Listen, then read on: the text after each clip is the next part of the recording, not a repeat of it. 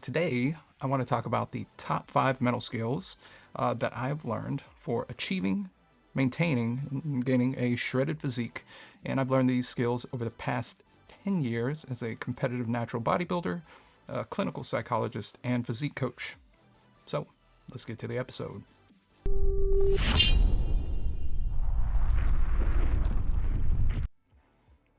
So what? In terms of achieving and maintaining a shredded physique, these are the mental skills, or just skills in general, that I count amongst the most important. So, number one, what's in my control or your control? So, there are things that are in and out of our control. Things like where you were raised. I don't think anybody here chose to be born where they were born, or like me, I was in the Philippines for 3 years, and then I was not shipped, I moved to the US with my parents, and I didn't choose that. So I had no choice in what my parents were doing. Similarly, your parents. You didn't pick your parents. Your parents largely influenced the environment that you grew up in, and so you had no choice or control over that either. And then related to that, with your parents, you didn't choose what genes you inherited from your parents, which sort of gets more into, changing our bodies, enhancing our physiques, and getting shredded. We didn't choose the aspects of our parents that would be helpful in terms of gaining muscle or in terms of maintaining a lean physique or controlling our hunger signals. Those things were just completely random and out of our control and, possibly related to the experiences your parents had when they were having you. Another thing that is out of our control is our past. We cannot go back and change the past. We cannot go back and change the things that make us who we are. We can only really reflect on those, and in some instances, we can ruminate on those, which isn't very helpful in most cases. But those are some things that are out of our control. Now, things that are in your control or my control, these are our actions, what we do moving forward. Now, we can look back on the past and we can regret the things we did, or we can learn from them and begin choosing different actions moving forward. Similarly, our mindset. We can choose to address our thoughts in a certain way, and that can be negative, it could be positive, it could be neutral. But if we take the view that we have some volition over how we think about things, then our mindset is something we have control over. Similarly, our work ethic, how much effort you put into something, how much effort I'm putting into these videos is, in some way attributed to the work ethic that I have. And this is something that can grow and something you can develop. It really just takes practice, much like anything else. And then thoughts to some extent. Now, I don't think we can control all the thoughts that sort of pop up in our mind's eye. I don't know about you all, but there are times that I'm just sitting in my kitchen and I might be eating and my mind starts to wander. I'm not directing it to wander, but it wanders into, oh, what am I going to do the next day? Oh, I wonder what my workout's going to be the next mesocycle. I wonder what I need to do with my kids. All these things, these thoughts are largely out of our control. The thoughts that are in our control, though, are the thoughts we have after that. So, to some degree, if I have a thought about, I need to go pick up the kids from daycare, then I can begin having sort of these, I can direct my thoughts to developing a plan to go and achieve that. Now, how all of these things come together and relate to achieving and maintaining a shredded physique is understanding what is in and out of our control allows us to begin focusing on the things that are important. The second you stop focusing on things that are outside of your control, you begin paring down the things that you focus on, number one, and then number two, you are more readily able to take action. I think one of the biggest things that sort of plagued me early on was I was worried about things that were out of my control, and so I focused on those, when in reality I shouldn't have paid them any attention at all, because I couldn't control them. So when we start paying attention to the things that are in our control and understanding what things are outside of our control, we can be more effective and be able to attain that lean, shredded physique, maintain that shredded physique by knowing those variables that are in and out of our control. So that's number one. Number two, problem solving. So when facing something like, I think this is something we've all gone through, is a little bit of overeating. And so if we're overeating, we need to be able to identify sort of the causal links in that situation. So the first thing you want to do with problem solving is, again, identify causal links. So you want to look at your food environment. So if your overeating is largely due to the fact that you are, let's say you're in a calorie deficit, you've been in a calorie deficit for a while, and you're no longer able to fit particular foods in, yet you keep those foods around. What's that probably going to do to your adherence? Well, for some, if the willpower is not strong enough because we've been dieting for a really long time, if we have, I don't know, bread, pizza, cake, cookies, various different things around the house that we used to be able to fit in and enjoy, but we're coming towards the end of a diet and those things are around, it might be a good idea to put those things out of sight, out of reach, and really assess, like, is my environment optimized so that I can succeed? So looking at the food environment. Now, meal timing. That's another thing when faced with something like overeating. Were you hungry because your last meal was 6 hours ago? Do you need to reassess whether you need, instead of 4 meals now, you need 5 meals to help yourself feel full?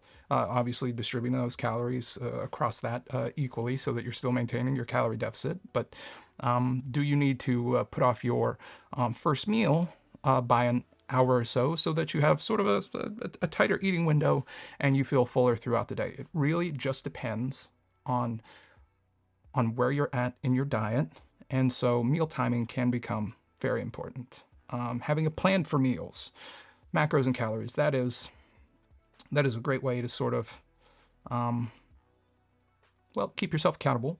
And then also just having a plan, generally speaking. If you have a plan for macros and calories, fantastic. If you have a plan for most of your meals throughout the day, wonderful. Because as you go longer into a diet, the more you have to think, I'm going to say the worse off it's going to end up being. Now, this isn't saying you should have a laid out perfect meal plan that you're going to hit every day, 7 days a week. There can be some flexibility in there. I think being flexible with your diet more than anything is going to be helpful, but having a general idea of what your macros and calories are, or knowing exactly what those are going to be, but then having a general idea for meals, maybe with a couple meals planned, that is going to be very helpful and a way to sort of problem solve some of these hunger issues and things that lead to overeating.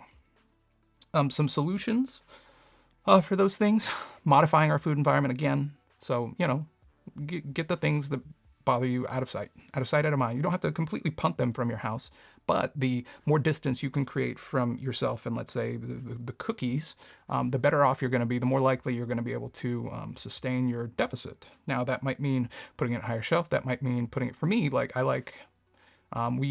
have a basement, and in that basement is we have a couple of freezers, and I keep some goodies down there that I might have whenever I'm not dieting. And it creates another layer, another step for me to go and get them. So if I have frozen pizzas that I like and they're not upstairs in the freezer, but they're downstairs, and I have to go downstairs to get them, and then I have to get it out of the freezer, and then I have to walk back up the stairs, it's just another added layer. So modify your environment. And to create a concrete plan, something I like the idea of, I forget who coined it, but like anchor meals. So I have 4 or 5 meals a day, and 3 of those meals are planned. So I have my 3 meals that are planned, and I have those, 6, 7 days a week. And then the 4th meal, the last meal of the day, I really enjoy just having, 1,000 calories left and sort of creating whatever we have at home. Like if we want to go out to eat, oh, look, I've got calories to go out and eat. If nobody wants to eat something, I'll probably honestly just default and eat some the chicken with some rice or something else like that. But having anchor meals built in, you don't have to think about those things anymore. So anchor meals are a really good idea to help take some of the cognitive burden off of dieting. The less you can think, the more automated you can be with everything, the easier it's going to be. There are trade-offs to everything. This isn't a perfect solution, but I think it's a great way to reduce the cognitive load. Additionally, practicing self-compassion is something I don't think gets talked about enough in the fitness realm. Slip-ups are going to happen. They happen to me all the time. Maybe I don't maybe I don't sleep well, and I don't get a chance to prep my meals, and I have to order out, or I have to go somewhere for lunch, or I just don't plan well, and I end up going over on my calories.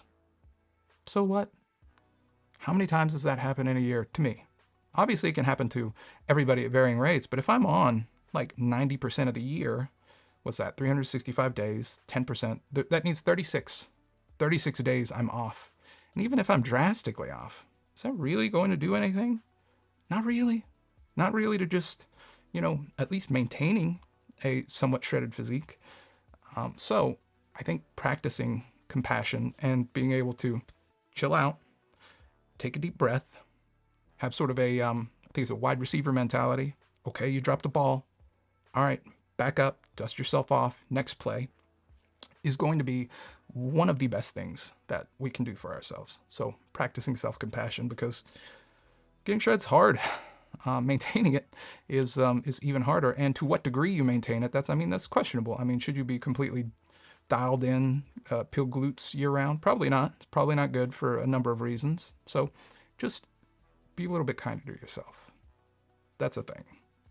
And then another sort of throw-in skill there, consider how you'd advise a friend in the same situation. So if I've learned anything from therapy, the best way to get someone outside of their head and thinking about their problem is to ask them, well, what would you tell a friend in this scenario? And they're like, holy shit, the floodgates open up, and then they really begin thinking about, oh yeah, what would I tell a friend in the scenario? So in the scenario that you overate, if I step outside of myself, what would I tell a friend? I'd be like, hey man, dude, you're okay. You are on 99% of the time, and this is one slip up. And you got right back on right after the slip up. Sure, your weight popped up for a day afterwards, but you are consistent 99% of the time. Not a big deal. Dust yourself off. Now, for us to do that for ourselves, it's a little bit harder, and that's okay. But beginning to practice that will add to our longevity in terms of sort of maintaining the physiques we want. Skill number three, knowing your values. Knowing my values, everyone should know their values. First, there are sort of these meta values that I have. So I'm just going to talk about my values just because I know what those are. I don't know what yours are. Hopefully you'll start thinking about it. But some meta values that I have that I stole from the Stoics: wisdom, courage, justice, temperance. Why those? I mean, I think it is always good to have a plan. So in my office, I have these pictures of superheroes, and they sort of symbolize this wisdom, courage, justice, temperance. Now, wisdom, the superhero I have up is Batman. Why Batman? Well, wisdom is knowing what's in and out of your control, or at least some aspects of wisdom, and Batman always has a plan. I think, for you nerdier folks out there, I think if you give Batman enough prep time, he's going to be able to take down most people, most superheroes, most villains, whatever. So knowing what is in and out of our control is an aspect of wisdom. Courage, Wolverine. I mean, no fight too big, no fight too small. Wolverine is there to battle. So courage, unlimited, in my opinion. Wolverine, courage. Justice, Green Lantern, one of my favorite superheroes.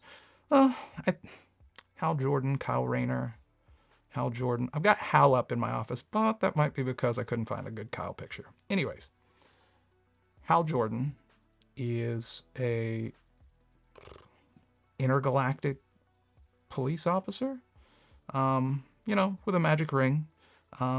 So he represents justice to me. He's not only there to keep the peace on Earth, but keep the peace everywhere. So justice. And then temperance. Superman, believe it or not, Superman represents temperance because he pulls his punches. Why does Superman pull his punches? Well, because he knows that he will do incredible amounts of damage to all the surrounding areas if he doesn't pull his punches. So he pulls his punches. Wisdom, courage, justice, temperance. Those are these meta values that sort of undergird my other values that have to do with family, my friends, my work, shooting these videos.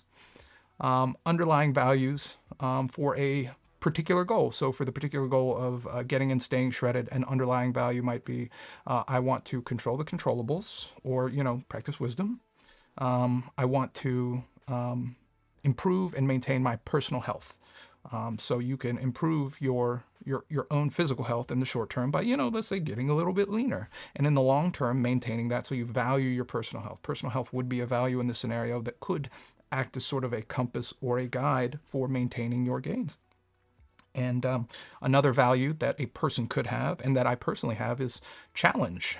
I like challenging myself. I do these videos to challenge myself. I went to school to challenge myself. I practice natural bodybuilding to challenge myself. And so whenever I am trying to achieve a goal or something like that, I can ask myself, am I moving towards or away my values with each decision that I make? So like, again, this video is about gaining, maintaining a shredded physique. If I am about to skip a workout or something, God, I can sit back and go, all right, is that decision moving me towards or away from my values? And if the answer is away, it doesn't mean I still have to do the thing, but it gives you pause. And it's like, oh shit, I'm really not living up to these things, these meta things that I say are important to me. And so it allows you to reassess and make the decisions that are going to benefit you in the long term. So knowing your values. Just Google values card sort PDF. First thing that pops up is going to be values card sort. There are going to be some instructions there, and that'll be great. And then you can pick out your own values. And I think that's incredibly powerful in terms of just achieving anything in life. So that. Number 4, being able to label our thoughts and feelings. I think it's something that's not really taught when we're in school or by our parents. If you're me, but understanding the role of thoughts and feelings, these sort of problem-solving tools, is going to be very valuable in terms of maintaining that shredded physique, because our thoughts and our feelings are going to hook us sometimes, and when they hook us, thoughts and feelings lead to behaviors that are either congruent with our values, or they are completely disparate and far away from our values. So being able to identify what we're thinking, what we're feeling, is a powerful way to make sure that we start engaging and continue to engage in the behaviors that get us towards our goal or maintaining our goal. So strategies for unhooking from unhelpful thoughts. Notice when your mind starts racing. Like, I think the thing that I notice is whenever I'm deep into a diet. I'm in a pretty, for me, severe calorie deficit, whatever that may be. And I begin negotiating with myself. Like, I begin wanting to combine meals. I begin trying to borrow calories from other meals just to feel a little bit fuller, chasing fullness. Holy shit. When in my mind I start, and in my body, and I start feeling like I'm chasing fullness, that's noticing that. That is something very helpful to notice. The next thing you want to do after you notice, you want to name what it is you're thinking, name what it is you're feeling. That's a great way to begin neutralizing sort of the effect that these things have on us. So for me, like, all right, there it is. I'm worrying about meal timing, something like that. Or I'm noticing, and you can create even more distance by sort of inserting these little modifiers. Like, I'm noticing my mind thinking about meal timing. And that sort of helps create distance from that thought, which then creates distance from the feeling, which then impacts the behavior that is going to come out of there, for, without getting too technical about that sort of a thing. So noticing your thoughts, naming them out loud, say that shit out loud. It's only going to help. Then you can begin neutralizing the thought or the feeling. You can provide like non-judgmental descriptions, like, oh, look, there it is again. There's that, me worrying about meal timing. And you can even thank your mind. You can be like, yep, well, thanks for that. It's sort of like, I don't know if you all know Jocko Willink. He has this mentality. I don't know if it's useful in all scenarios, but he's like, good. It's that good mentality. Almost just like that. It's noticing like these thoughts of wanting to quit, noticing these thoughts of wanting to make changes to the plan when you've already made the plan. It's like, oh, there's that. Good. And then you move on and you move towards your values, or you engage in a behavior that pushes you towards your values as opposed to away. Similarly, evaluating workability. Where does this thought or feeling lead you if you were to act on it? Workability is a great concept in psychology and in sort of acceptance and commitment therapy in general. I think looking at workability sort of takes the judgment out of things. I mean, we're always assessing things, but being non-judgmental is sort of a core value of mine as a therapist. And assessing a thought, feeling, an action in terms of its workability is infinitely better than like good or bad. Like if someone notices a pattern of like overeating on the weekends, we're not going to label those things good or bad. It's just like, oh, hey, let's take a step back. Is that workable or unworkable from the perspective of your long-term goals? And that's it. That's it. It's a beautiful thing. So looking at things in terms of workability is going to provide you a non-judgmental lens so that you can assess past and future behaviors and the decisions for current behaviors. And this overall enhances psychological flexibility. And that's really what is a core feature, possibly another video of acceptance and commitment therapy, is enhancing psychological flexibility. And if we were to interject this into the fitness realm, I think a lot of people would agree becoming psychologically flexible is a valuable trait that they gain throughout their time training. Psychological flexibility. Moving on. Number 5, the last thing, committed action.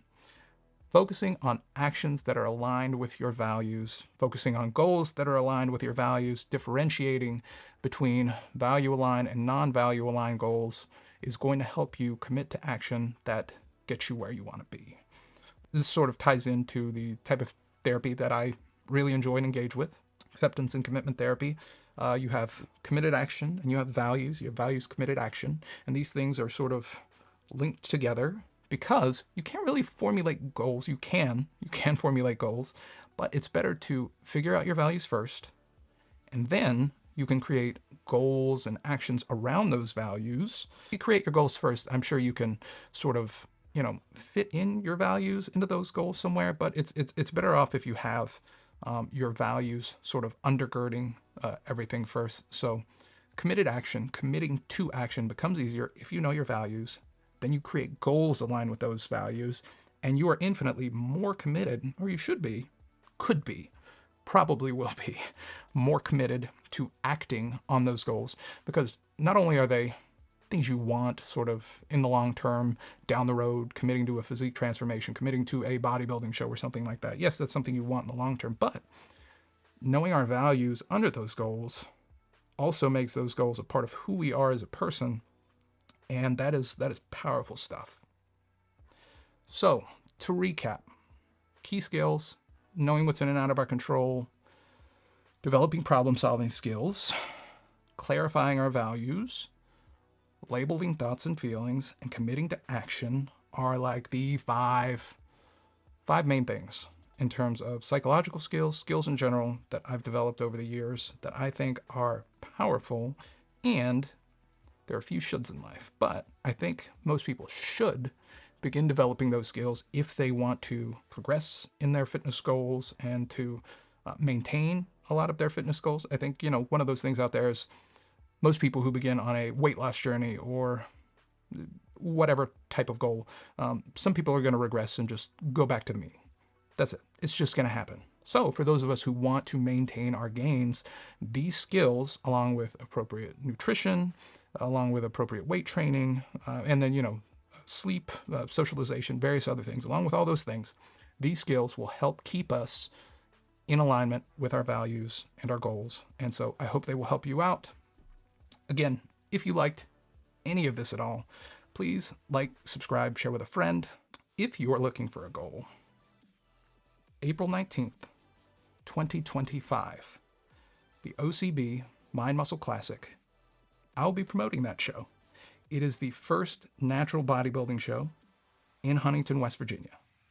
If you are looking for a goal to help kickstart sort of your journey, if you value mental health, if you value challenge, if you want to see teens and kids have something to challenge them and help them grow. I hope to have a thriving teen division eventually, and this is the first show of its kind in the area that I'm aware of. Obviously, in other states, we have some shows, but the OCB Mind Muscle Classic, you can check that out on Instagram. That's also going to be linked down in the descriptions, but, at OCB Mind Muscle Classic, give that a follow, and I will see you for the next episode.